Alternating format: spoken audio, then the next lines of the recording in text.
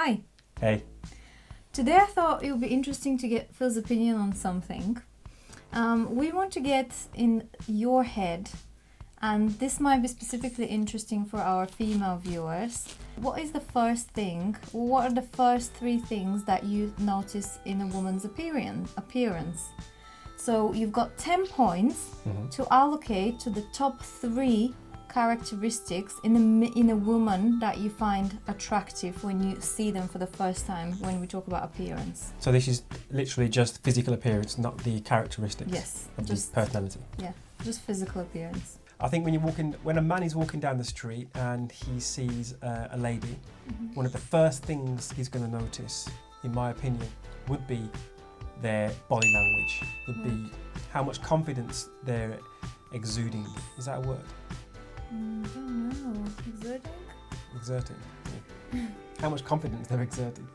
If I give you an example, I've noticed when you have a really tall lady who has loads of short friends, she would typically hunch her back and try to make herself smaller so that she's trying to fit in, trying to blend in with her friends.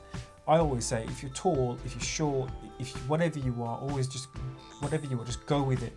Be proud of who you are and walk with your head up high, because that shows, in my opinion, that shows so much more attractiveness than trying to hide who you are. Also, I think if you're confident in yourself, that's very attractive as well, but not too confident, because that, to a lot of men, that may come across as a little bit threatening. Okay. So it has to be a balance. Definitely has to be a balance. I think it's the same for men as well. I don't know. If a man comes across too confident, he can come across as cocky. Yeah, that's true. You know what I mean? But that isn't that behavior though? Is it only because we're talking about appearance here? Well, is confidence in appearance? I think you can lend between the two, because you can, like I say, if you're walking down the street, you can walk down the street with a nice high back, holding your handbag in your hand, nose, head up high, looking straight ahead where you're going, nice, fast, relaxed pace. But if you're walking slowly, you're hunching your back, you're looking at the floor, you're not giving a very confident appearance. And while that might not attract some people, I think that it could potentially attract the wrong sort of person. Like if you've got a man who likes to have a lady who is shy and introvert because they're domineering, I could be talking absolute rubbish. But that's the way my mind is going right now, that train of thought. I'm going to give it 5 points for that. Quite high. Okay, and what's the second one? Second point is going to be clothing. How many points? 3 points. Okay. Along with a lady's body language, clothing is going to be the first thing that a man sees when they see a lady on the street or wherever they see them. Right. And I think what a lady wears tells a lot about them. What about if I'm coming back from work and I'm wearing my uniform, which is not, I'm not a hostess in an airplane. like overalls in a warehouse type of thing. Or working in a supermarket, let's say. Okay, then I don't think you're going to be in the frame of mind to be trying to attract people then. If you're finishing work and you've got your uniform on, I think your mindset would be to go home and get some rest. What if there's someone on the bus that I like?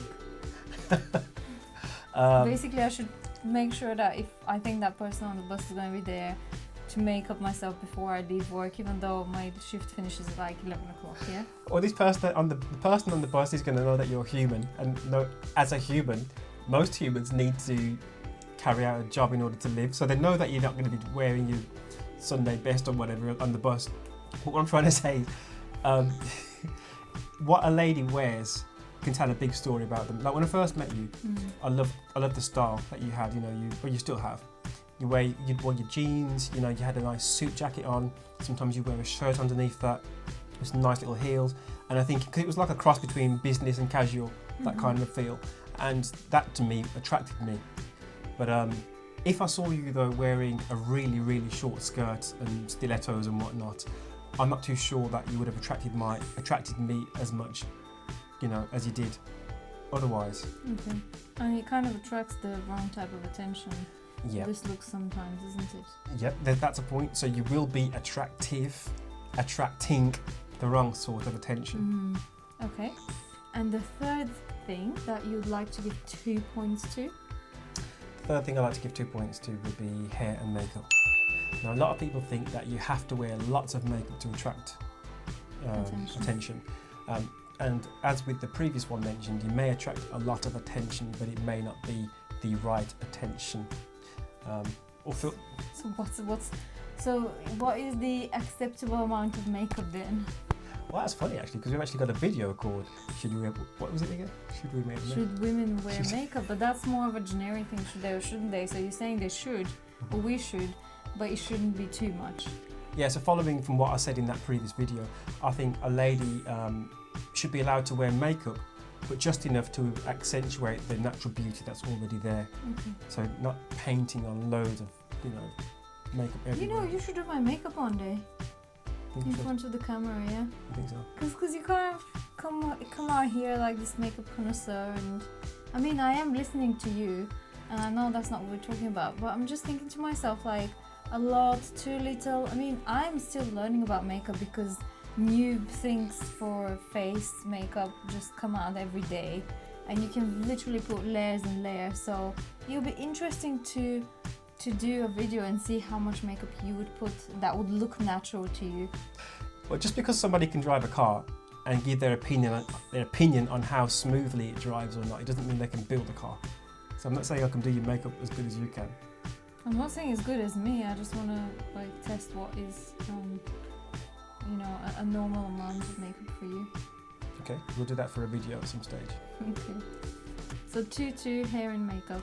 2 points for hair and makeup. What do you mean by hair? Like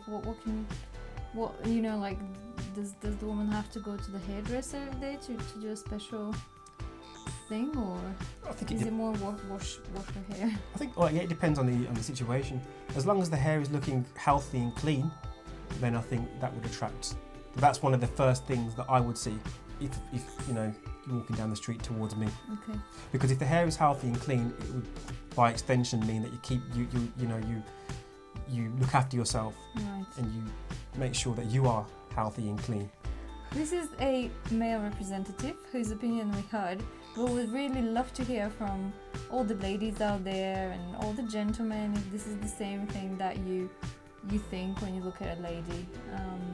Now, if you've got 10 points, how would you allocate them with the top 3 traits of attractiveness? Let us know in the comments below, and don't forget to subscribe.